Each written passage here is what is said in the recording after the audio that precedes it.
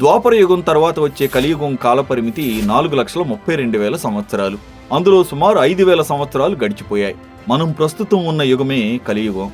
ఈ కలియుగానికి రాజు శని, మంత్రులు రాహుకేతువులు. రాహుకేతువులిద్దరికీ ఒకరంటే ఒకరికి పడదు. రాహువు శనికి మిత్రుడు. ఈ కాలంలో హింసా సిద్ధాంతం ఎక్కువయింది. అధర్మంతో పాటు కుల మత ప్రాంతీయ ద్వేషాలు పెరిగాయి. మంచివారు దుర్మార్గులచే పీడించబడుతున్నారు. విలువలు పతనమై కామ క్రోధ లోభాలు, స్వార్థం, అసూయ, ఈర్ష్యాద్వేషాలు ఉచ్చస్థితికి చేరి ఎన్నో దారుణాలకు మానవులు పాల్పడుతున్నారు. ఈ విధంగా కలియుగం మంచి అనే దానికి చోటు లేకుండా ధర్మం ఒంటికాలిపై నడుస్తూ అధర్మానికి మొగ్గు చూపుతోంది. కలియుగాంతంలో కల్కి అవతారంలో భగవంతుడు అవతరించి శివుని గురించి తపస్సు చేసి ఖడ్గాన్ని పొంది దాంతో దుష్ట శిక్షణ చేసి సత్యయుగాన్ని పునఃస్థాపిస్తాడని నమ్ముతారు.